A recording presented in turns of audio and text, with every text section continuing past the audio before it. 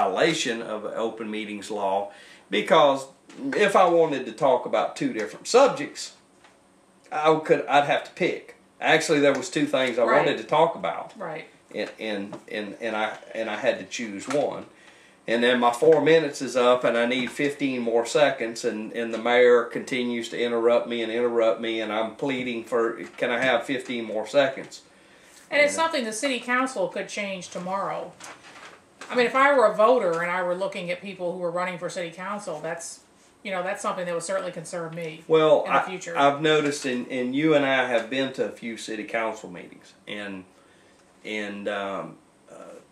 some of the folks have gravitated towards their rules. You know, it's obvious that they've practiced their speech. They know they got about 4 minutes. They go up there and they give it, and they sit down. I always do my best to be familiar with and to follow a reasonable guideline, and they can set guidelines. My big problem with them is that you can only speak on one topic. Well, they had an agenda the night that I was there that was probably 15 or 20 main points there. Yeah. So, you know, I don't believe that meets the spirit or the letter of the law, but that's a discussion for another day. But basically, I went before the city council and said, the CMPA has the documents. We know they have the documents. Here is the newspaper article and the letter that they sent out to prove that they have the document, and I'm demanding when I get that. And the contractor in question had not requested any kind of exception to sunshine law, which is they're required to do that before they. Right. Actually, the custodian of records is the one that has to set that. And in the CMPA's documentation, it says that there's not going to be any, we're not holding back anything. Whatever comes into us is going to be a public document. Yeah. It is upon you, the person who brings us documentation, you better know that up front, because we're not giving, you know, we're not protecting any of this. Yeah. And even with exceptions to regular sunshine law, you have to request that. Right. You don't just automatically get the exception. Right. So, you know, we had our discussion. Of course, Sharon Barnett made some comments. What was really striking, apparently Miss Barnett must have really hit home in some of her comments, because one of these developers, I'll be gentle, I'll say took offense to her comments. Of course, she did not single anyone out. She just said it's obvious by reading the newspaper and anecdotal knowledge here that there's some financial issues here, and that the city council should be aware of that. And it was real funny, because that night this developer was very aggressive towards someone who dared question their financial abilities. But the very next day at 1 o'clock, he was handing out candy to everybody at the Maritime Park meeting. I think probably he realized that there was some $51 million on the table, and it might behoove him to play nice. And so the bottom line is that you know, I'm not going to take credit that they released it, because I hounded them about it. But the documentation was released, and exactly what everybody suspected. This developer had about $15 million in assets, which all but $1 million of it was tied up in real estate. Yeah. And I think we all know what the real estate market is. It's not liquid. Right. If he had to come up with any money, he'd potentially have to sell something at a loss anyhow, and most people aren't going to do that. And it's just become very convoluted. You now have a development company that was chosen. Another developer was brought in to help them, and even with the two of them together, they still could not get the $50 million performance bond. So on top of that, they had to bring in another company out of Birmingham, Alabama, right, which finally gave them enough oomph to the bank that they could pull the $50 million bond. But let's go back to the dollar value that this contract has to begin. It's a high dollar. It's $1 million. Several $1 million contract this guy's going to make, or whoever does this job is going to make. It's interesting that there were many things about the Maritime Park that were important that never made the newspapers, that the newspapers did not pursue, did not point out, did not send an investigative reporter in to ask questions about.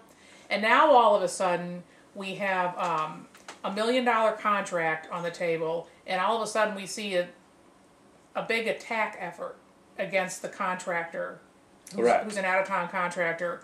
And it just sort of leads me to wonder, is there somebody else who wants that contract now?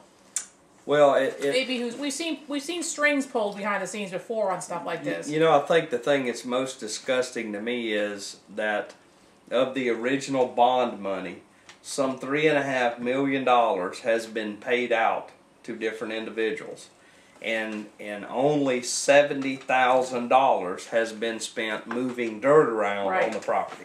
Right. And you know, there's 3 contract developers involved in this now. There's 2 or 3 architects involved in it. There's a couple engineers involved in it. And folks, you know, for those of you who watch this show, we've pointed out time and time and time and time again, when you see the people with their hand outstretched, give me some government dollars. I'd be, you know, in my humble opinion, that's exactly what's going on here. It's free money. You know, and it just... I would not be surprised to see somebody local with a lot of influence pop up and say, well, I'd like to bid. Let's redo the contract and put me in the running for it.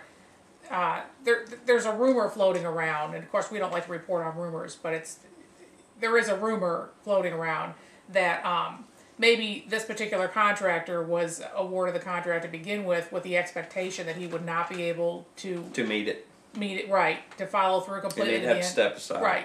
The thing that was interesting, and I went to the CMPA board meeting the next day, and they did have a short candle ceremony where everyone sang Kumbaya and we can all get along, and they had some beautiful pictures. You know, they had a beautiful picture book. Right. You know, very akin to the PowerPoints of our economic development. Did it involve a large pie in the sky floating around? It was, you know, it was a nice spiral bound. It had overlays of every portion. Yeah. And the sad thing for the taxpayers in Escambia County is the original... the city of Pensacola. The city of Pensacola. All the original things that were in the plan... Ain't gonna happen. Well, it was supposed to be $50 million and get everything. Mm-hmm. And now it is about $61 million, and they're going to get 350 parking places. They're going to get a baseball field, and they're going to get roads. They're not going to get decorative lighting. They're going to get regular Gulf Power clamshell lights. And we'll have to keep very close eye on how much those run per light. I'll be interested. One of the things that really impressed me, and there was a gentleman who stood up, and I do want to say this, folks. One of the things that Miss Barnett and a couple citizens in Escambia County, and Deborah and I both went to the meeting and tried to get public input into this too. They've actually they understand that. There is a microphone set up. The chairman of the CMPA made it very clear that we're here today to listen to the developers and ask them questions, but most importantly, we're here to listen to you, the citizens, and you can either step up to the microphone and tell us, or if you're shy, write it down on a piece of paper and give it to us. And there was a sense of accepting public comment.